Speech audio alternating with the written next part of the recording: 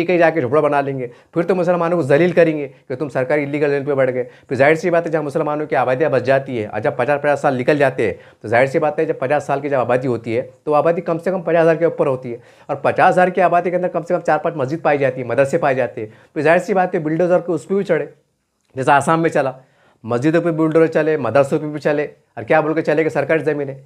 मतलब ये ना कि मतलब मस्जिद को गिराना मतलब बुलडोजर चलना ऐसी बात होगी बाबरी मस्जिद के फैसले आने के बाद कि जैसा कि वो कोई एक आम घर हो, जबकि वो अल्लाह है, ईश्वर भगवान का घर होता है। लेकिन वहाँ भी कोई रियायती की जा रही है कि चलो भाई ऊपर वाले का घर है, मकान है, जान दो, हम इससे बड़े नहीं हैं। लेकिन नहीं, एक अजीब भावना है, कानून सबसे बड़ा है, कानून सबसे बड़ा है। धर्मस्थल अगर वो चाहे किसी नाम से पुकारा जाता हो, चाहे वो मंदिर हो, मस्जिद हो, चर्च हो, है तो ऊपर वाले के ना, उसको ईश्वर का नाम दिया जाता है ना, कि भाई सब लोग कहते हैं ना कि भाई भले ही धर्म अलग अलग हो लेकिन है तो एक, ये ऐसी आमतौर से कहा जाता है। तो सवाल ये है कि जब ये कहा जाता है, सरकार भी कहती है कि भाई मतलब सब मतलब सबका मालिक एक है, सबका ईश्वर एक है, भले इसको आप अलग अलग नामों से पुकारते हैं, ऐसा तर्क दिया जाता है एकता के नज़रिए से। और तो फिर सवाल ये है कि जो ईश्वर जो सबसे बड़ा है, जिन्हें सृष्टि को पैदा किया है, तमाम दुनिया को पैदा किया है, तो सवाल ये है फिर उसके घर के हद तक तो कम से कम ये सवाल नहीं उठना चाहिए ना कि इलीगल है। अगर उसको गुस्सा आ गया, अगर उस परमेश्वर अल्लाह को गुस्सा आ गया और उन्हें एक सेकंड में अगर बोल दिया, जैसा सूर्य यासीन में कुन फयाकुन, तो एक सेकंड में इलीगल सब साफ हो जाएंगे पूरी दुनिया। तो ललकारो मत, वो ईश्वर अल्लाह को ललकारो मत। आप देख रहे हैं SDM न्यूज़, मैं हूँ रियाज अंसारी। इस वक्त पे महाराष्ट्र के तारीखी शहर औरंगाबाद से बात कर रहा हूँ, और आज का जो मेरा विषय है फिर कहीं ना कहीं गुंटेवारी को लेकर भी है। और ख़ास बात यह है कि ऐसे जो गरीब मुसलमान जो पूरे समझे औरंगाबाद ज़िले में कह सकते हैं, मराठवाड़े में कह सकते हैं, महाराष्ट्र में कह सकते हैं, पूरे देश भर में अब एक नया पैटर्न चल पड़ा है। अगर हम साल 2 साल का अगर मीडिया का एनालिसिस करें, उसका तज्ज़िया करें, उसको बारीकी से अगर देखें कि कहाँ पर किस तरह से कार्रवाई हुई, उसमें कितने गरीब मुसलमानों का नुकसान हुआ, उनके इमलाक को तोड़ा गया या उन पर कार्रवाई हुई, या क़ानून के ज़रिए से कह सकते हैं या कोर्ट के हुक्म के बाद कह सकते हैं, यानी कि क़ानून के फ्रेम में रहकर, यूँ कह सकते हैं कि क़ानून की चौखट में रहकर ये काम चल रहा है। और इसमें जो बड़े बड़े ज़िम्मेदार हैं ये भी सिवाय एहतजाज के, सिवाय बेबसी के या सिवाय मज़लूमी के, और बस इसके ज़्यादा कुछ नहीं कह सकते हैं कि हाय अफसोस, हाय तौबा कि क्या हो रहा है, नहीं होना चाहिए। इस तरह की जो है तो बातें सुनने में आ रही हैं, देखने में आ रही हैं, समाचार पत्रों में छप रहा है, ये आप देख रहे हैं।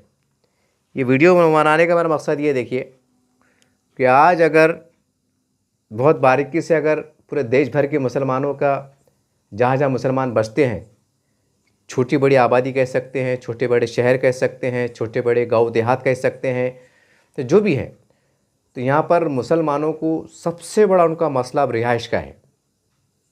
यानी कि हालांकि मसला है भी नहीं, अगर एक तरह से देखा जाए तो मसला किस तरह से नहीं है कि भाई आपने बॉन्ड पे ले लिए, ये कर लिए, वो कर लिए, लेकिन बाद में जिस तरीके से ये परिवर्तन हो रहा है, एक देखने में आ रहा है कि मुसलमानों की 20 साल की आबादी, 15 साल की आबादी, अगर हम यूपी बिहार की तरफ देखें तो वहाँ की अगर मिसाल सामने रख के देखें तो कहा जा रहा है कि सरकारी ज़मीन है, या कहा जा रहा है ये उसकी ज़मीन है, कहा जा रहा है कि ये उसकी ज़मीन है, या आप इलीगल है। तो इस तरह के जो सामने जो आने में क्या हो रहा है कि मुसलमान जो है तो बहुत परेशान हो गए। अरे 1-2 मुसलमान नहीं, चलो भाई 10-20 घर मुसलमान के क्या फ़र्क पड़ता है, होने दो। कॉलोनी के ऊपर सवाल खड़े हो रहे हैं कि भाई ये बताइए इसके कागज़, ये कहाँ से ख़रीदा है, कैसे ख़रीदा है, ये करा है। तो जिसको लेकर पूरे देश भर में एक बेचैनी का माहौल है। अगर हम इसकी सबसे बड़ी मिसाल अगर हम ले लें तो हम जो है तो आसाम से भी ले सकते हैं। क्या अभी पिछले हफ्ते आसाम के मतलब जो पेपर में छपा, उसके अंदर जो छपा उसकी ये रिपोर्ट आ रही है कि 15-20 साल की आबादी थी। ऐसे सुनने में आ रहा है कि उन्होंने वहाँ के उससे ख़रीदा था, लेकिन बाद में जांच के बाद पता चला कि वो मतलब महकमे जंगलात हम ये कह सकते हैं, फॉरेस्ट डिपार्टमेंट, ये ज़मीन उसकी है, सरकारी ज़मीन है। वहाँ पर मुसलमान जो है तो कई सालों से रह रहे हैं, उनको नोटिस दिया गया, उनको कानूनी मतलब कार्रवाई के बाद उनको वहाँ से हटाया गया। मतलब ये साबित होगा कि मुसलमान भले 100 साल से क्यों नहीं रहते, लेकिन सरकारी ज़मीन है। अब ये बड़ी एक अजीब गरीब बात है, यानी मुसलमानों के साथ एकदम एक ऐसा एक अलमिया है ये कि जिसको तारीख़ में, अब इतिहास में लिखने काबिल हो गया कि देश भर में फैली हज़ारों एकड़ ज़मीन, लाखों एकड़ ज़मीन कह सकते हैं, जिसका कोई हिसाब किताब नहीं है, वो किसके कब्ज़े में है, क्या है, मतलब मामला चल रहा है। और एक मुसलमान सिर्फ रह रहा है, एक अच्छे नागरिक के तौर पर रह रहा है, अपने परिवार को पाल रहा है, और कहीं ना कहीं समाज के भीतर रहकर जो भी मजदूरी कर कर जो है तो उसके साथ पुरअमन तरीके से शांति के साथ रह रहा है, जी रहा है, तो रहने के भी लिए जो है तो परेशानियाँ बढ़ गई हैं। तो अब सवाल ये है कि ये मामला खाली एक जगह का नहीं है। ये वीडियो में ख़ास तो इसलिए बना रहा हूँ, कोई ये ना समझे कि भाई ये छोटा मोटा औरंगाबाद ज़िले का मसला है, गुंटेवारी का मसला है, तो तोड़फोड़ हो रही है, क्या उसके संदर्भ में बना रहा हूँ, कि उसको देख के बना रहा हूँ, ऐसा बिल्कुल नहीं है। और जहाँ तक सियासी लीडरों की बात करें मुसलमानों की, तो चंद लीडर को अगर छोड़ दिया जाए, चंद लीडर गिने चुने, एक दो तीन कह सकते हैं पूरे देश भर में, कि भाई वो उनकी एक आवाज़ वो बुलंद करते हैं, एहतजाज करते हैं, सरकार से नुमाइंदगी करते हैं, चाहे पार्लियामेंट में हो, विधानसभा में हो, या अलग अलग छोटे मोटे लेवल पे हो, या संगठन के मारिफत में हो, या ये सोशल वर्कर के मारिफत में हो, ये हम देखते हैं। या फिर हमारे काबिल एहतराम इस्लामी तंजीमों के ज़िम्मेदारान हो, ये भी आवाज़ बुलंद करते हैं। लेकिन एक सबसे बड़ा मसला ये है कि चाहे पार्लियामेंट हो, विधानसभा हो, इस्लामी तंजीमों के जमातों के ज़िम्मेदारान हो, या और कोई हो, सवाल ये है कि जिस पे आपने एहतजाज किया, जिसके आपने धरने आंदोलन किए, जिसके लिए आपने सरकार से बातचीत की, या जो भी की, तो इसमें आप कितने कामयाब हुए, इसमें आपको कितना इंसाफ मिला। अगर इसका भी एनालिसिस किया जाए, तज्जिया किया जाए, तो सिवाय नाकामी के बड़े लेवल पे कुछ नहीं हाथ में आता है। यानी कि अगर 100 में से बस 2%, 3%, आखिरी दर्जे में 5%, 95%, 95% अबाव हम नाकामी की तरफ चल रहे हैं, जिसकी वजह से वो कोशिशों में हमारा वक्त भी बर्बाद होता है, पैसे भी बर्बाद होते हैं, एनर्जी बर्बाद होता है। कहीं ना कहीं मुसलमान कश्मकश का शिकार रहते हैं। एक कश्मकश के अंदर कभी कभी इतना लंबा समय निकलता है कि एक पीढ़ी जवान हो जाती है। अगर हम इतिहास देखें, पूरा बारीकी से खंगाले, तो मुसलमानों को जद्दोजहद कहिए, कोशिशें कहिए, इसमें ज़्यादा नाकामी आती है। इनको जो उनके मकासद है, जो टारगेट है, वो कहीं ना कहीं वो नाकाम साबित होते हैं। और जब से अगर हम पूरे हिंदुस्तान की राजनीति का और तमाम हिंदुस्तान में फैले हुए जो हमारे प्रशासन के जो भी अलग अलग मतलब काम करते हैं हिंदुस्तान में, अगर हम इनका एनालिसिस करें, इनका बारीकी से करें, हमारे सेक्युलर पार्टी के जो हिंदू लीडरान हैं, जो सेकुलर कहते हैं अपने आप को, उनके बयानात को जायज़ा ले, मुसलमानों के ज़िम्मेदारान का जायज़ा ले, संगठनों का जायज़ा ले, जो मुसलमानों के हक़ के लिए बुलंद करते आवाज़ करते उनका जायज़ा ले, या जो भी है, ये हम देखते हैं कि जब से बाबरी मस्जिद की शहादत हुई, शहादत के बाद एक तवील अरसे के बाद जो है तो उसका सुप्रीम कोर्ट के मारिफत में जिस तरह से फ़ैसला आया, उस फैसले में काफ़ी लंबी चौड़ी बातें की गई है। लेकिन उसके अंदर एक लाइन का भी इसमें इजाफा हुआ, मतलब हम है वो ये है कि उसमें आस्था का जिक्र आया। एक ख़ास बात है, देखिए इसके अंदर आस्था का। वहाँ से अगर हम वहाँ की उस दिन के फ़ैसले के बाद से तो आज तक अगर पूरे हिंदुस्तान के मुसलमानों की एक्टिविटी पे, उनके साथ होने वाले जो तो कारगुजारी पे, उनके मतलब एक्टिविटी पे, सरकार के रवैये पे, जो भी अगर आपस में तालमेल पे नज़र डाले, तो कहीं ना कहीं एक दूरी नज़र आती है, एक बेचैनी नज़र आती है, एक कश्मकश भरा रास्ता नज़र आता है। बहुत ठंडे दिमाग सोचे तो ये नज़र आता है। बहरहाल मैं बहुत काफ़ी तफसीलात में नहीं जाऊँगा, तो काफ़ी लंबा वीडियो हो जाता है। क्या करो साहब, मजबूरी भी है, क्योंकि लोग बहुत कमेंट्स करते हैं कि भाई आप बात बड़ी अच्छी करते हैं, लेकिन वो आप शॉर्ट में कीजिए। तो मैं जो ऐसा जो कमेंट्स करने वाले हजरात हैं, या जो इस तरह के सोचने वाले हजरात हैं, तो उनको मैं मज़ाहिया तौर से एक बात कह दूँ कि भाई आपने शोले फिल्म तो देखा होगा, मुग़ल आज़म भी देखा होगा। अब थोड़ी देर कैसे मान लो कि भाई वो मुग़ल आज़म का ऊपर अगर एक मतलब डायरेक्टर को बोले, प्रोड्यूसर को बोले कि भाई आप टाइम बहुत नहीं है पब्लिक के पास, एक काम कीजिए, वो मुग़ल आज़म को या शोले को जो है तो 1 घंटे में तब्दील कर दीजिए, यानी शोले फिल्म को 1 घंटे के अंदर बना दीजिए आप। तो अगर शोले की बात, शोले के नज़रिए से देखा जाए फिल्म के, तो सवाल ये है कि 1 घंटे में जब वो फिल्म सीमित हो जाएंगी, तो फिर बसंती कब नाचेंगी, कितने आदमी थे रे सांबा, ये डायलॉग कब बोला जाएगा। अगर मुग़ल आज़म के हिसाब से देखा जाए तो फिर अनारकली को दीवारें में कब चुने जाएगा, फिर सलीम की जंग कब होंगी, मतलब कौन से मंज़र को आप पट करेंगे। कहने का मतलब ये है, इन शॉर्ट में मज़ाही तौर से मैं कह रहा हूँ ये, कि जब तक वो 3 घंटे में आप नहीं देखते हैं समझ में नहीं आता है कि मुग़ल आज़म क्या है, और जब तक 3 घंटे पूरी तरह शोले को नहीं देखते हैं समझ में नहीं आता है कि वीरू जय का मामला क्या है और गब्बर सिंह का मामला क्या है। तो खैर ये एक मज़ाही बात ही है।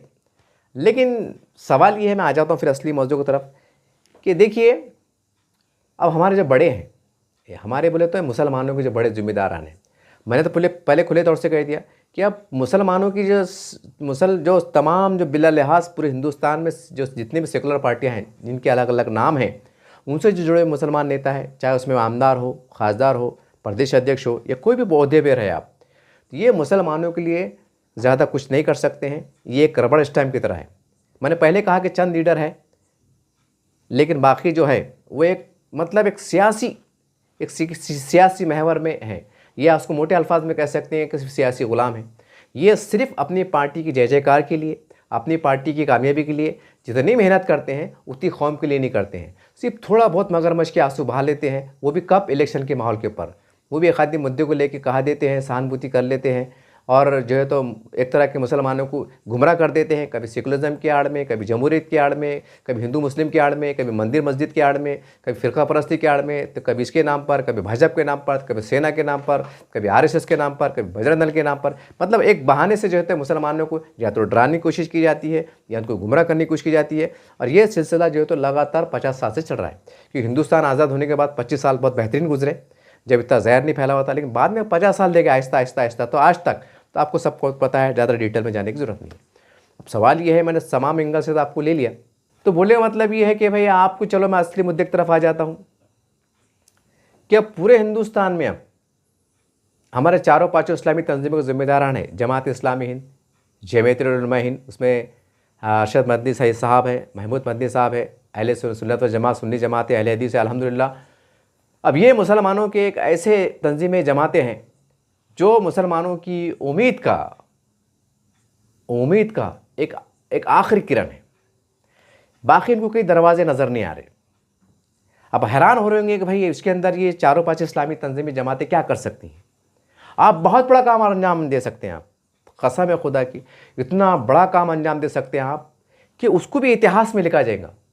एक इतिहास तो ये है कि इस देश को जब आज़ाद कराया जा रहा था, जब इस आज़ादी की लड़ाई जारी थी, तो मदारिस के तलबा जो नूरानी चेहरे हम कह सकते हैं, दाढ़ी, टोपी, पैजामा, नेहरू शर्ट, उलमा इकराम, दाढ़ी, टोपी, शेरवानी, एक इस्लामी लिबास के अंदर जो है तो फांसी के फंदे को झूम रहे थे, वो झूल रहे थे सिर्फ देश की आज़ादी के लिए। ये एक इतिहास, ये है सुनहरी इतिहास है, एक सुनहरी तारीख़ है, जिसे आज तारीख़ में पढ़ा जाता है, जो है तो सुना जाता है, देखा जा सकता है, उसका नाम लिया जा सकता है। आज एक बार फिर अब तारीख़ दोहरा सकते हैं।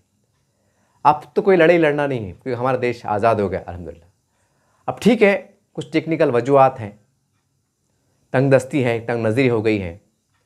अब ऐसे हालात में हमें भी जो है तो एक नए सिरे से कुछ नए राहें तलाशना ऐसी पड़ेंगी कि ठीक है, उस तंग नज़री से के बीच में से कोई ऐसी राहें निकाली जाए कि ठीक है, अल्लाह उनको जब हिदायत दे, क्या है वो तो अल्लाह रब्बुल आलमीन ने, क्योंकि जालिम को अल्लाह जो तो ढील देते हैं, लेकिन जालिम कामयाब नहीं होता है। एक दुनिया का इतिहास है, अगर हम पूरी दुनिया का इतिहास देखें, पूरी दुनिया की जंगों को पे नज़र डालें, फ़तह होने वाले, हारने वाले जो भी मज़लूमों को देखें, तो ये आखिरी में ये निकल के आता है कि कहीं ना कहीं जालिमों की हार होती है और जालिम को कहीं ना कहीं विराम मिलता है, और जो मज़लूम होते हैं उसको इंसाफ मिलता है। वो किस तरह मिलता है, कैसे मिलता है, हालात कैसे करवट लेते हैं, ऊपर वाला किस तरह से, एक बोलते हैं ना, क्या ऐसा एक सियासी खेल होता है, करवट जो होता है, वो देखने वाली बात रहती है। अगर हम उसको आज के मौजूदा हालात में अगर उसको मिसाल दे के समझने की कोशिश करें, तो कभी सोचा था कि शिवसेना एक दो टुकड़े होंगे, इस तरह से करवटें लेती है। उनके दरमियान से कोई ऐसा मसीहा, कोई ऐसी पार्टी को जिम्मेदार खड़े होंगे जो मुसलमानों के लिए हक़ की बात करेंगे कि नहीं, मुसलमान मजलूम है, अब मुसलमानों को ज़्यादा दबाया नहीं आ सकता है। उन्हीं के दरमियान से अल्लाह किसी से काम ले लेंगे। ये भी तल्ख सच्चाई है, क्योंकि अल्लाह का निज़ाम चलता है। बेशक अल्लाह जिसे चाहे उससे काम ले सकते हैं, अल्लाह किसके मोहताज नहीं है। बहरहाल कहने का मतलब ये है कि पूरे हिंदुस्तान में जहाँ जहाँ पर मुसलमानों की बस्तियाँ निशाने पर है, टारगेट में है, तो अब पूरे देश के 25 करोड़ मुसलमान और ख़ास करके चारों पाँच इस्लामी तंजीमों को ये सबक लेने की ज़रूरत है कि आने वाले वक्तों के अंदर मुसलमानियों की बस्ती पर, चाहे 100 साल के बाद क्यों ना हो, 1000 साल के बाद क्यों ना हो, शायद हम खबरों में हो, तो उनके ऊपर ये सोच के बुलडोज़र ना चले कि भाई बताओ तुम्हारे पास कागज़ क्या है, बताओ ये सरकारी ज़मीन है, ये पुराना रिकॉर्ड है, ये मंदिर की ज़मीन है, ये मस्जिद की ज़मीन है, चर्च की ज़मीन है, किसकी ज़मीन है, कोई लीडर की ज़मीन है, कोई संस्था की ज़मीन है, जो भी है। ये चीज़ अगर आप नहीं चाहते हैं, एक बहुत अच्छा हल है कि आप पूरे इंडिया भर में, मैंने इससे पहले भी याद कहा था, एक बार और याद दहानी करा रहा हूँ कि वक्त आ गया है कि पूरे भारत के अंदर जहाँ जहाँ मुसलमान परेशान हैं, कंजेस्टेड आबादी में रह रहे हैं, रहने के लिए परेशान हैं, तो सबसे पहले नुमाइंदगी ये करो, अलग अलग राज्यों में हो क्यों ना हो, हिंदुस्तान के अलग अलग ज़िले में क्यों ना हो, कि वहाँ के ज़िला इंतज़ामिया को, कलेक्टर साहब को, विभागीय आयुक्त के ज़रिए से, आमदार के ज़रिए से, खासदार के ज़रिए से ये कहिए कि प्रधानमंत्री आवास योजना के अंतर्गत जो है तो बसाने का काम किया जाए।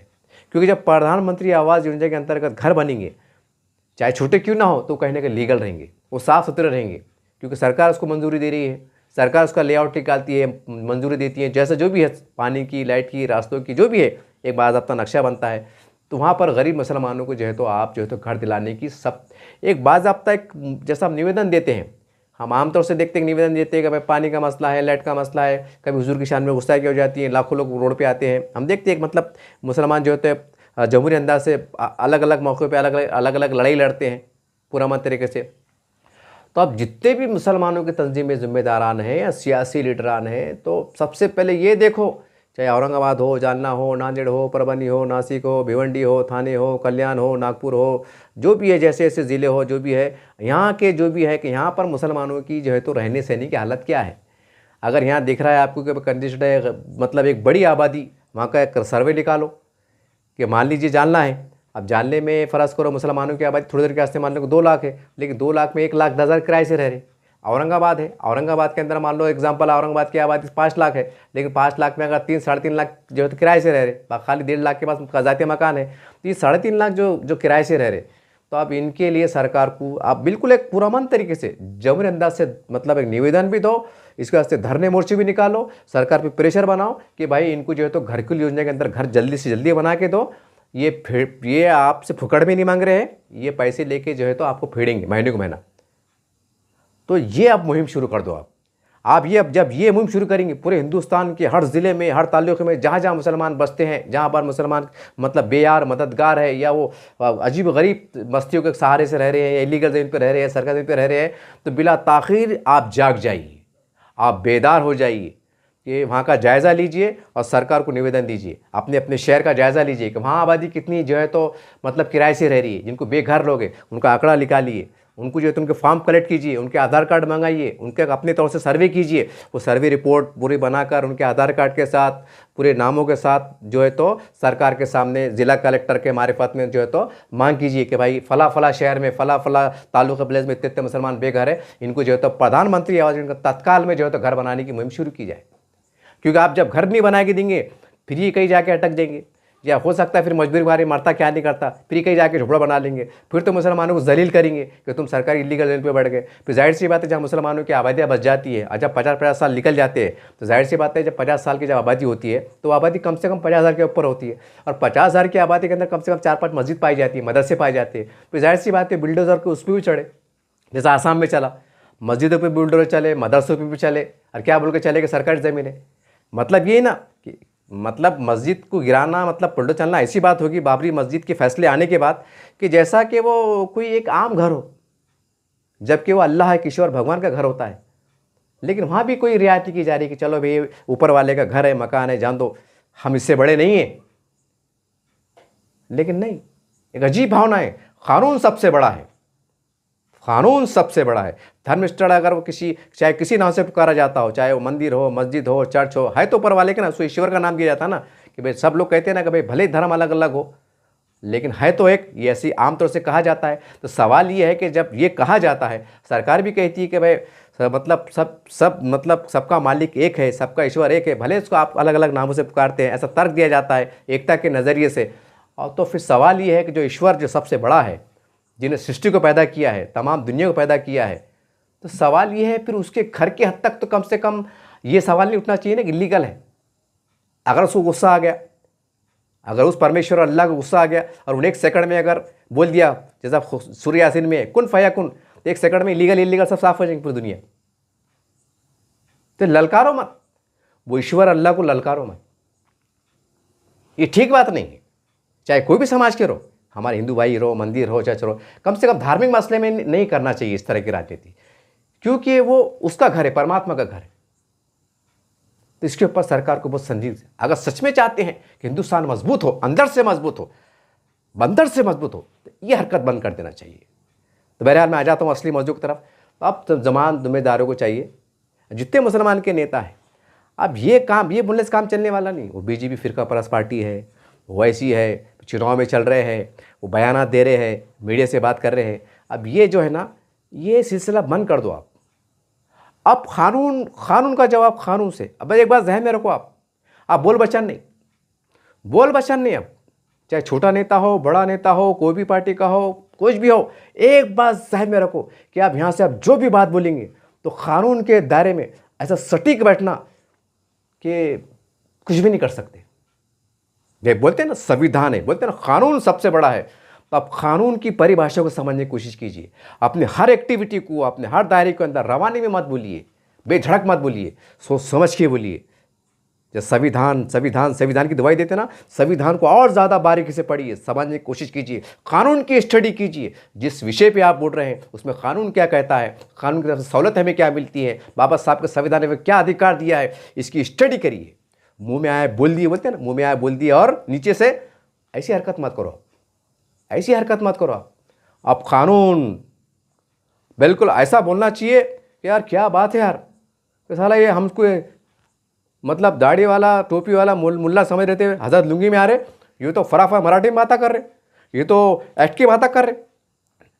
मतलब दफ़ा इंडियन कैनल कोड के तहत इतने 204, 208, 232, ये तो कानून की दफ़ा के साथ बोले। तो जब उनके समझ में आया कि नहीं, अब कानून का मसला आ गया है, तब कानून के साथ चलो। आप इतना चिपक के चलो कानून को कि अब आने वाले वक्त में कि कोई मुसलमान की तंजीमों पर, उनके घरों पर, उनकी कॉलोनियों पर, उनकी एक्टिविटी पर, उनके जिम्मेदारों पर यह ना कहे कि आपने ये बात गैर कानूनी की है। वैसा करते नहीं हैं, लेकिन आप बहुत संभल के चलो आप। और एक अभियान ये भी चला दो कि मुसलमानों के अंदर कानून की मालूमात बहुत कम रहती हैं।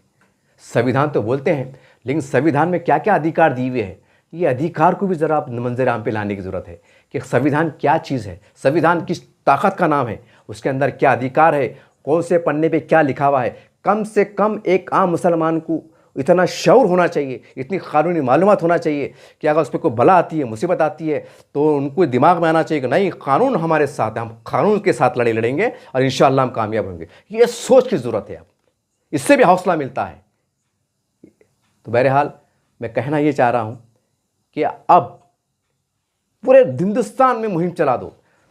पहले सर्वे करो अपने तौर से, तमाम जमातों के जिम्मेदारान, सोशल वर्कर जो है ना, इस तंजीमें एनजीओ काम करती है, अपने अपने शहर का, गांव का सर्वे करो और ये खंगालो कि यहाँ पर कितने मुसलमान जो है तो बेघर है। बेघर से मुराद किराए से रहते हैं, वो जो भी है। अगर मान लो कि 500 मुसलमान है, कोई 1000 मुसलमान है, कोई 2000 मुसलमान है, कि 10,000 मुसलमान है, कहीं तो एक बड़े बड़े शहरों में 1-1 लाख मुसलमान है। तो आप ये चक्कर में मत जाओ कि भाई कोई प्लाट बेच दे रहा, कोई बिल्डर बेच दे रहा, कोई ये बेच दे रहा, कोई सेटिंग से बेच दे रहा, सेटिंग में पैसे दे रहे, हक हलाल के पैसे दे रहे, और बाद में फिर बोले तुम इल्लीगल है। ये किसके बाप ने सिखाया? अब सरकार को बोलो, सरकार को एड़ी चोटी का दौर लगा दो, बल्कि 1-2 दिन धरने पे बैठो आप। क्योंकि हमें ये धरना, ये मोर्चे अगर सही मानों में अगर सीखना है कि संघर्ष किसे कहते हैं, तो माफ़ी के साथ कह रहा हूँ, हमारे आदिवासी भाई, हमारे दलित समाज के भाई से हमें सीखने की ज़रूरत है। कितना संघर्ष करते हैं, धूप में, बारिश में, उसमें बैठ के लोकशाही मार्च से बैठते हैं, लालच पैजे, और बिल्कुल कानून के फ्रेम में लड़ाई लड़ते हैं और कामयाब हासिल करते हैं। तब मुसलमानों को जो जज्बात में आप लाखों के मोर्चे निकाल देते हैं। मैं बुराई से नहीं कह रहा हूँ आपको, आप बुरा मत मानिए मेरी बात को कि आप लाखों के मोर्चे निकाल देते हैं। तो एक मोर्चा ऐसा भी निकलना चाहिए, 1 लाख का मोर्चा, पता चलना चाहिए नेशनल मीडिया पे 1 लाख क्यों जमा है। अरे भाई 1 लाख लोग बेघर है। हम चाह रहे हैं कि प्रधानमंत्री आवास योजना में हमें घर दिया जाए, हम जो तो पैसे भरने को तैयार है, हम कानून के आदेश का पालन करने को तैयार है, या नहीं तो जो जहाँ सरकारी ज़मीन है वहाँ पर हमें जो है तो बसने की इजाज़त दी जाए। फिर ये लोग वहाँ जाके बैठ जाएंगे, कब्जा करेंगे, तो फिर क्या होगा? सवाल है फिर क्या होगा? ये सारी बातें सरकार के सामने रखो, उनको लोकशाही मार्च से मजबूर कर दो कि हम बेघर है, हम बेघर है। हम नहीं चाहते कि हमारी आने वाली नस्लों, जहाँ पर आबादियाँ बस रही हैं, कॉलोनियाँ बस रही हैं, हम नहीं चाहते कि हमारे आने वाले 20-25 साल के नस्ल के अंदर फिर कोई ऐसी, क्योंकि अब जहर बढ़ने वाला है, फिर कहेंगे कि बताओ तुम्हारे कागज़, बताओ कह रहे मालूम पड़ा कि फला बिल्डर से लिए थे, पता चला कि वो बिल्डर भी फ्रॉड था, पता चला कि वो तो उसकी ज़मीन थी, वो तो ऐसा था, वो तो फिर बाद में 20 साल के बाद मालक आया, मुझे तो खबर भी नहीं थी कि मेरी ज़मीन है, मालूम पड़ा कि मैं उनके आबा अजदा की थी। मतलब टेक्निकल बातें ऐसी आ सकती है। कुल मिला के ये बात होती है कि आप गैर कानूनी, आप इल्लीगल है। अब इससे बचने का, अरे पूरे मैं पहले कह रहा हूँ कि देखिए ये मामला मैं औरंगाबाद के सीमित नहीं कह रहा हूँ, जैसे मैंने आपको आसाम की मिसाल दिया, और मतलब आप यूपी में देख रहे हैं, आप मध्य प्रदेश में बहुत सी जगहों पे जो तो कार्रवाई, सरहदी इलाके वहाँ देख रहे हैं, और एक ही लफ्ज़ से गौर करिए, इल्लीगल, गैर कानूनी, सरकारी ज़मीन, इसके ऊपर आप बहुत स्टडी कीजिए आप कि आखिर कौन सा है ये कानून, ये कैसा कायदा है कि एक समाज 20-20 साल एक ज़मीन पर रहता है, कॉलोनियाँ बच जाती है, वहाँ लाइट भी लेता है, मीटर भी लेता है, लाइट का बिल भी भरता है, पानी का टैक्स भी भरता है, चुनाव के अंदर जो है तो अपने अपने एतबार से जो भी पार्टी को जो है तो मतदान भी करता है, किसी को आमदार बनाता है, किसी को खासदार बनाता है, किसको जो है तो नगर परिषद बनाता है, किसको नगर सेवक बनाता है। और उसके बाद ये जनता जनार्दन, जो जनता जो जमहूरियत में जो बादशाह कहलाती है, और वो जनता जो है तो कहीं ना कहीं अपने आप को ठगा हुआ पा रही है। तो बहरहाल अब इस कश्मकश से, इस जादुई धोखे से, अब इस सोहराब से अब आपको निकलने की ज़रूरत है। और इसके अंदर हमारे 4-5 इस्लामी तंजीमें हैं, अब ये आप किरदार अदा कर सकते हैं। ये मैं आपको इसलिए भी कह रहा हूँ ख़ास तौर से क्योंकि वक्फ बोर्ड की ज़मीन को बचाने के लिए पूरे देश ने आपकी ताकत को देखा, आपकी सलाहियत को देखा, और आपकी आवाज़ में कितना दम है कि आपकी आवाज़ पे हज़ारों लाखों लोगों ने लब्बाइक कहा। यहाँ तक कि सेकुलर जमातों के बहुत से तंजीमें के ज़िम्मेदारान भी मोर्चे में शामिल रहे, और हमारे सेकुलर बिरादर वतन के लोग, हम जिसमें हमारे आदिवासी भाई आते हैं, दलित भाई आते हैं, हमारे हिंदू भाई भी आते हैं, जो सेकुलरिज्म की उस पर करते हैं और जो सच में मुसलमानों की दर्द को समझ सकते हैं, वो जनता भी बड़ी संख्या में स्टेज पे उनके नेता मौजूद रहे, एक आबादी भी मौजूद रही। इसकी सरकारी रिपोर्टें हैं, इसकी अखबारत में हम देख सकते हैं कि क्या क्या किस तरह से चलते हुए। कहने का मतलब क्या है, एक ताकत रखते हैं, असर रखते हैं। तो आप कुछ मत कीजिए पूरा मन तरीके से, एक सर्वे पूरे देश भर में सर्वे रिपोर्ट चला दो कि औरंगाबाद में कितने मुसलमान बेघर है, उनका आंकड़ा डेटा तैयार कीजिए, पहले आंकड़ा करो और सरकार के पास जाओ, पहले पूरा मन देकर धरने मोर्चे दो, ताकत लगा दो और कोर्ट में चल जाओ, और कोर्ट के मारिफत में सरकार को पूछने लगाओ कि अगर यही 50,000 मुसलमान कल को अगर कहीं बैठ जाते हैं तो फिर आने वाले वक्तों में आप ही कहते हैं कि भाई इलीगल है, हम ढा देते हैं। तो सवाल ये है कि आज कानून का एहतराम करने वाले हैं, कानून के मानने वाले हैं, 2 पैसे खरीद के ज़मीन पर मतलब घर रहना चाहते हैं, सरकार अपने आप में सक्षम है, तो कर क्यों नहीं पा रहे हैं? आप जानबूझ के जो नागरिक जो लीगल के साथ कानूनी तरह सम्मान से जीना चाहते हैं, आप उनको गैर कानूनी बस्तियाँ बसाने पर मजबूर क्यों कर रहे हैं? ये सवाल आप हमारे इज़्ज़त-ए-माब अदालतों के ज़रिए से सरकार के ऊपर दबाव बनाइए। सरकार कोर्ट खुद पूछेंगी कि क्या बात है, आपके पास ज़मीन भी मौजूद है, सारी बात मौजूद है, फिर आप इनको घर बनाए क्यों नहीं दे रहे, योजना में ला रहे क्यों नहीं? अब यहाँ एक बहुत बड़ा पॉइंट है, देखो आप अब ये पॉइंट इसको अंडरलाइन कीजिएगा, बहुत बड़ा पॉइंट है हमारे 4-5 इस्लामिक तंजीमें जिम्मेदार, इसके ऊपर गहराई से अब ये जुमले को समझने की कोशिश कीजिए। अब सरकार के पास सरकार जवाब देंगी, अगर खुदा न खास्ता अगर ऐसे हालात आते हैं, सरकार जवाब क्या देंगी? हमारे ख़जाने में पैसा नहीं है, हमारे ख़जाने में पैसा नहीं है, हम तो बनाने को बैठे हैं। अब वो एक कॉलोनी बसाने के वास्ते हम कहाँ से लाए 20 करोड़ 25 करोड़? हमारे पास तो यहाँ मसले चढ़े हैं, तनख्वाहें देने को पैसे नहीं है। मतलब ऐसी कुछ ना कुछ टेक्निकल बात आएंगी। तो ऐसे में आप ऐसा दिमाग लड़ाइए कि सरकार भी मजबूर हो जाए। वो दिमाग क्या लड़ाइए कि सरकार ने अगर 2 बात बोली कि भाई हमारे पास सरकारी ज़मीन नहीं है, मतलब कोई ज़िले के अंदर सरकारी ज़मीन नहीं है, तो आप 20 एकड़ 30 एकड़ ज़मीन खरीदिए, भले वो मतलब 5-6 करोड़ की क्यों नहीं आती, एग्जाम्पल में दे रहा, फिर फ़र्ज़ करो 5 करोड़ की ज़मीन है, 10 करोड़ की ज़मीन है, तो अल्हम्दुलिल्लाह पूरे हिंदुस्तान में 25 करोड़ मुसलमान हैं। अगर आपने वक्फ बोर्ड की तरह QR कोड चला दिया और ये बोला कि ऐ मुसलमानों, गरीब मजलूम मुसलमान जो परेशान है, पसमानदा मुसलमान है, उनके लिए कम से कम 1 रुपया QR कोड में डालो, तो ज़रा गौर कीजिए, हिंदुस्तान में 25 करोड़ मुसलमान हैं, 25 करोड़ मुसलमान हैं, 15 करोड़ तो छोड़ दीजिए, सिर्फ 10 करोड़ मुसलमान ने 1 रुपया रोज़ डाला, 1 रुपया रोज़ डाला तो रोज़ के 10 करोड़ जमा होते हैं। तो महीने कितने होते हैं? महीने के लगा लीजिए आप, 1 दिन के 10 करोड़, तो 10 दिन के कितने हो रहे? 1 कोटी। तो कितने वो महीने में कितने कोटे हो जा रही?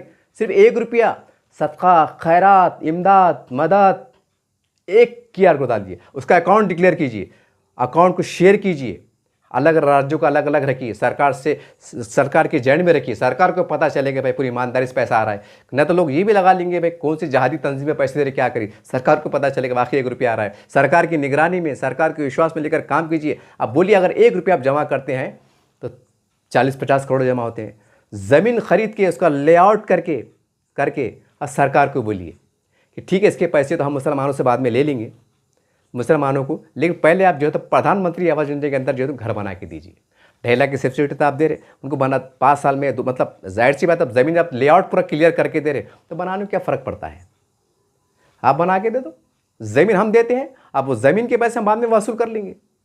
उसके अंदर जब जो सरकार से कोई ऐसा एग्रीमेंट करो कि प्रधानमंत्री आवास योजना के पैसे फिटने के बाद अगर मान लो 20 का प्लाट है, वो प्लाट मान लीजिए कि थोड़ी देर के वास्ते 3 लाख का बैठा है, तो उसके अंदर जमीयत उलमा बोलो, जमात इस्लामी हिंद बोलो, सुन्नी जमात बोलो, उनका अकाउंट का एक नाम देके, प्यारा सा नाम देके, बैतुल माल का नाम देके, कुछ भी अच्छा सा प्यारा सा नाम देके उसके अंदर बोलना भाई आप अपनी सहूलत से महीने को महीना 200, 300, 400 ये आप कर लीजिए।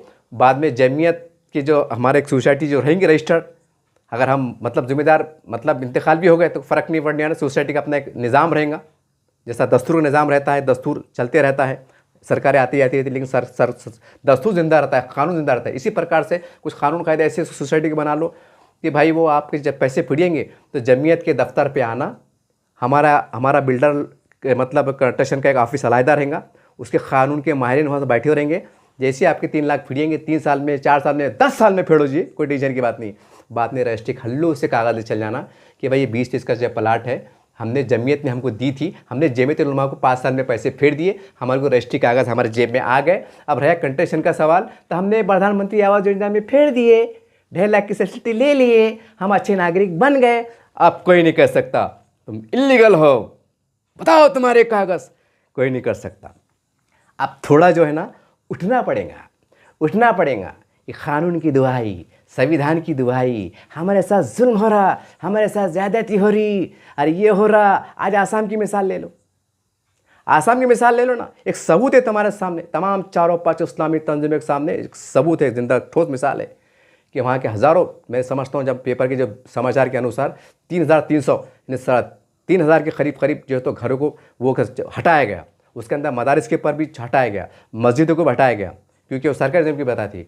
बाद में क्या हुआ, जमीयत उलमा के हिंद के लोग ज़िम्मेदार वहाँ पर पहुँचे, उन्होंने वहाँ खेमे लगाए, जो पर्दों के जैसा जो भी आते हैं खेमे लगाए, कुछ कपड़े बांटने का काम किया, जो भी बर्तन बांटने का काम किया, उनको खाने पीने की रिलीफ दी। यानी कि आप जो है तो जो 3,500 जो घर जो टूटे, मतलब जो हटाए गए, अब जाहिर सी बात है 3.5 की आबादी कितनी होती, अगर एक घर में 5 लोग पकड़ लो थोड़ी देर के वास्ते, तो 3,500 बहुत बड़ी आबादी होती हो, मेरे ख्याल से 30-35 हज़ार की आबादी होती।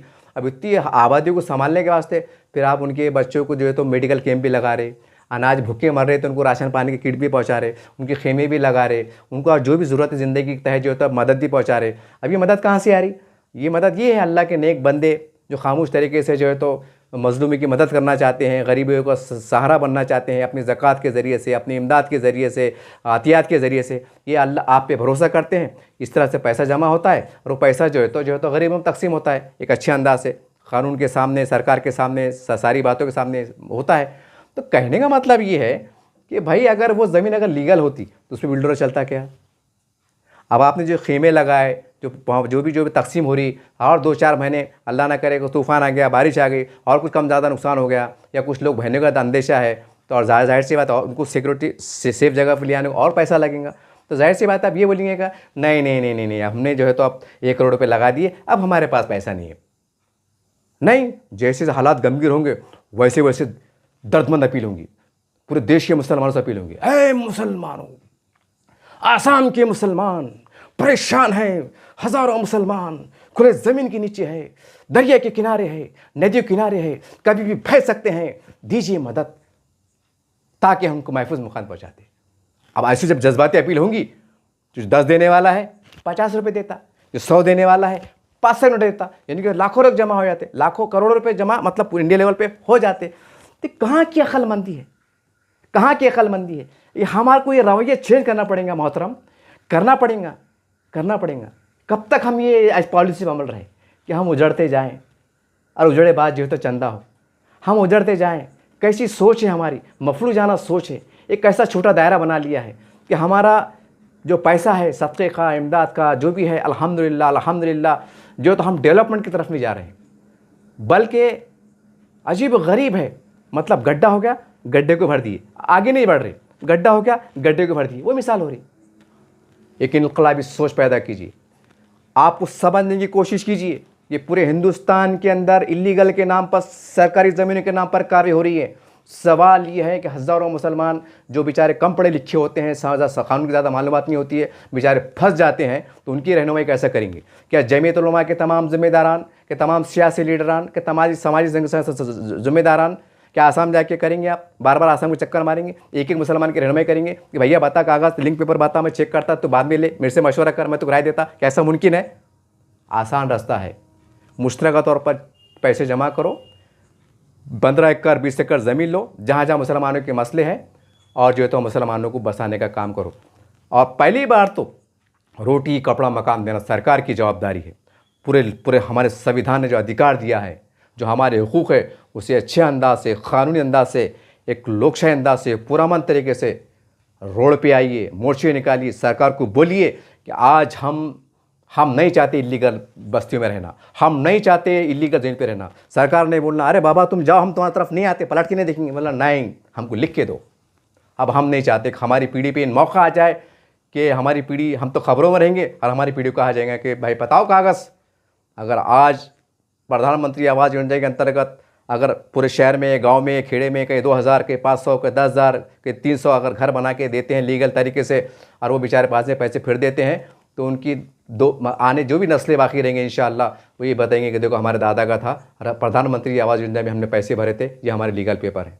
कल को अगर बिल्डर चलता भी है, सरकार को पैसे ज़मीन की ज़रूरत पड़ती भी है, तो उनको बावकार तरीके से उस ज़माने के हिसाब से पैसा मिलेगा, कुछ ज़मीन मिलेंगी, घर मिलेगा। मगर ये बोल के हकारा नहीं देंगे कि तोड़ो हटियाओ बाजू, खुले आसमान के नीचे आ जाओ, चल रहे हैं बुलडोज़र। कितनी अफसोस की बात है कि एक सरकारी ज़मीन कहते हैं। सवाल ये है कि जो ज़मीन को बचाने के वास्ते, जिस ज़मीन को अंग्रेज़ी ग़ुलामी से आज़ाद कराने के वास्ते हमारे उलमा इकराम ने, मुसलमानों के, हमारे बुज़ुर्गों ने आबा अजदाद ने फांसी को फंदे को चूमा, आज उनकी नस्लों पर इतना बड़ा वक्त आया है कि वो कह रहे हैं सरकारी ज़मीन है। अरे कैसी सरकारी ज़मीन है? पूरे हिंदुस्तान को आज़ाद कराने के लिए अपनी खून का नजराना दिया, बलि दिया। परमवीर अब्दुल हमीद जिन्हें पाकिस्तान को टैंक चढ़ाया, ब्रिगेडियर उस्मान जिन्हें पाकिस्तान को सबक सिखाया, अपनी जानों का नजराना दिया।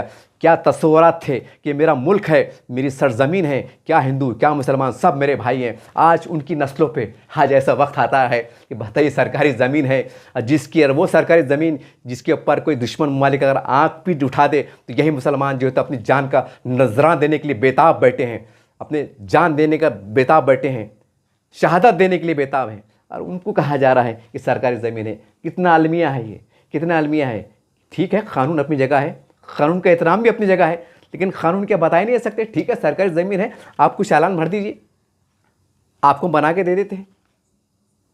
एक बाबरी मस्जिद 50 साल के बाद फैसला आता है, जो भी इसकी 60-70 एकड़ जो भी एकड़ ज़मीन रहती है, उसके अंदर उस ज़मीन को जो है तो फैसला आ जाता है, और उसके अंदर ये लिखा जाता है कि भैया आस्था का जिक्र है। आस्था के वास्ते आप जो कानून के फ्रेम में रहकर जो भी काम होता है, अब 25 करोड़ के में अपना योगदान देते हैं, और एक मुसलमान बेचारा गुर्बत के मारे कहीं किसी राज्य में, किसी शहर में अगर झोपड़पट्टी में रहता है, तो ये कहते हैं, वहाँ कंप्रोमाइज़ नहीं होता है कि ठीक है सरकारी ज़मीन है ना, कोई बात नहीं, लाइए आप।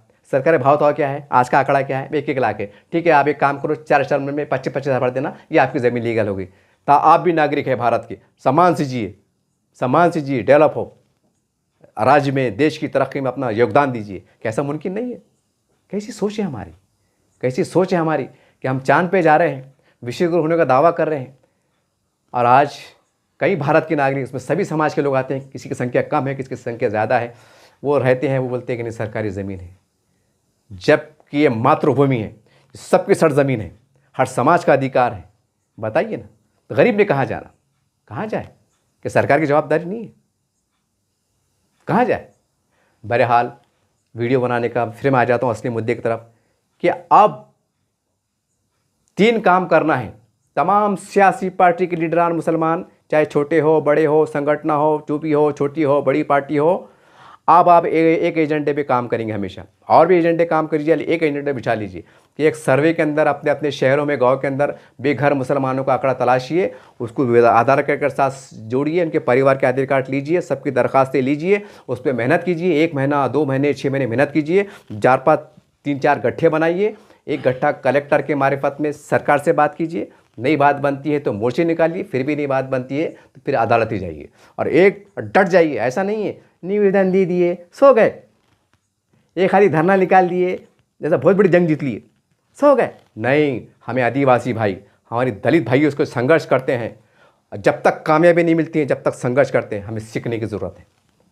बड़े अफसोस की बात है कि जो समाज जी कहता है कि हमने 950 साल हुकूमत करे, आज वो समाज के अंदर लोकशाही माध्यम से एक जान तोड़ जी जान तोड़ करने की सलाहियत नहीं है। अफसोस की बात है, और सिर्फ जज्बाती बातें, कोई मजहबी बातें, कि मस्जिद की बात, कि दरगाह शरीफ की बात, कि आस्थानी की बात, बस 4-5 जज्बाती बातें हैं। इसमें कोई शक नहीं कि आप जज्बा है आपको, मैं इस पर तनकीद नहीं कर रहा हूँ, लेकिन सवाल ये कि खाली जज्बाती राजनीति बातें लाखों लोगों को मोर्चा निकालते। ज़रा तस्वुर कीजिए, औरंगाबाद से 1 लाख का मोर्चा जा रहा है, 1 लाख के लोग जो है तो मंत्रालय जा रहे हैं।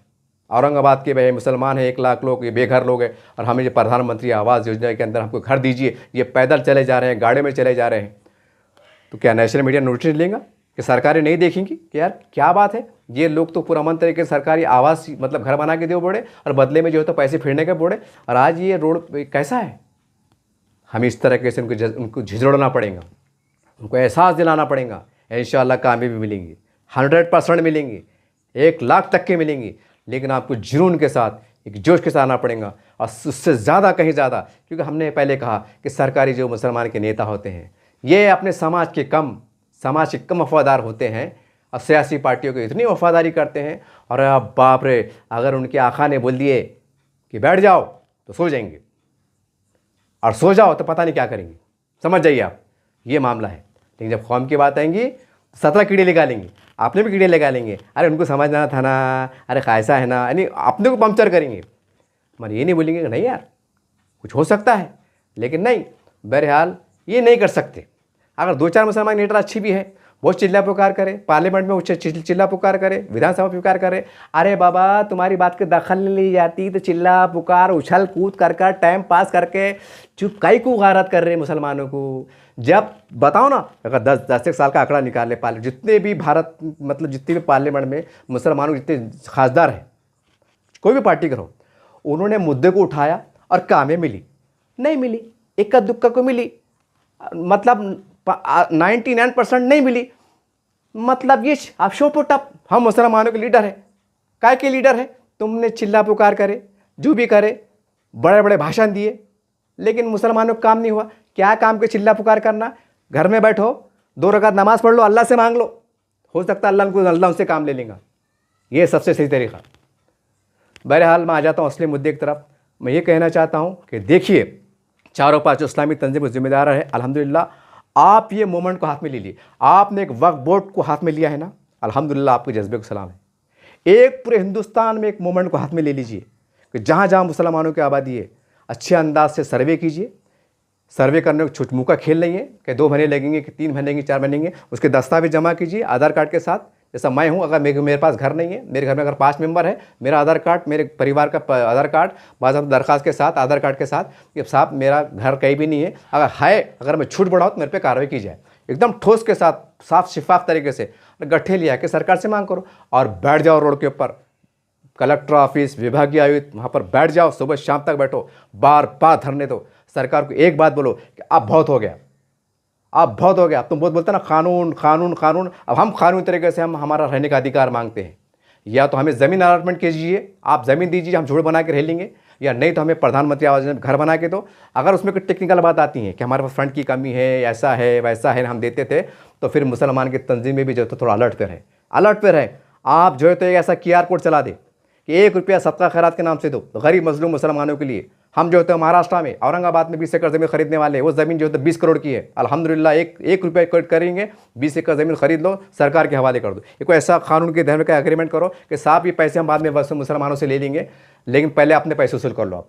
इस तरीके से भी जो है तो एक तरह के हम पार्टनरशिप कह सकते हैं, बोलो तालमेल कह सकते हैं, बोलो सरकार के इश्तराक से कह सकते हैं, बोलो गरीब मुसलमानों को, मजलूम मुसलमानों को, पसमानदा मुसलमानों को लीगलाइज तरीके से बसाने का काम कर सकते हैं, ताकि भविष्य के अंदर उनके मतलब कॉलोनी पे बिल्डर ना चले। जब बिल्डर चलते हैं ना साहब, तो हम मस्जिद भी रहती है, मदरसे भी रहते हैं, बड़ा तकलीफ़ होती है, मीनारे हैं, अल्लाह और करके सदा आती है, हम बिल्डर चल रहे हैं, आसाम में देखने को मिल रहा है, तकलीफ़ होती है साहब। तो बहरहाल कुछ नए अंदाज से, नए रुख के ऊपर और नई चालबाजियाँ, नई हथकंडे को देखते हुए आपके अंदर भी जो तो नए परिवर्तन लाना पड़ेगा। अगर आप पुरानी रविश में चलेंगे, बस कोर्ट कचहरियाँ, हाई कोर्ट, सुप्रीम कोर्ट, रोना धोना और बेबसी के आंसू, मीडिया में आंसू, गुच्चू बढ़ गए, घर में बैठ गए, ये चलने वाला नहीं। अपने दायरे को बढ़ाइए, अपने दायरे को बढ़ाइए, अपने दायरे को आपको बढ़ाना पड़ेगा। नए परिवर्तन आ रहा है, नए चैलेंजेस आ रहे हैं, परेशानियां नई शक्लों में आ रही हैं। नई शक्लों में हम कैसा इसका मुकाबला कर सकते हैं, कैसा मुकाबला कर सकते हैं। तो ये जो चंद बातें हैं बड़ी कारामद है। कसम खुदा कि इस पर काम कर लेते हैं ना, तो ये अगर इसके ऊपर 8-10 साल में काम हो जाए, तो शायद आने वाले भविष्य के अंदर कभी सुनने में नहीं आएगा कि किसी मुसलमान की बस्ती में बुलडोजर चला और ये बोल के चला कि सरकारी ज़मीन थी। नहीं चलेगा इंशाअल्लाह, संविधान सबके लिए है। तो उम्मीद है कि आप इस बात पर लब्बाई कहेंगे। कोई बोलने में गलती हुई तो माफ़ी, बोला चला माफ़। जय हिंद, जय महाराष्ट्र, हिंदुस्तान जिंदाबाद।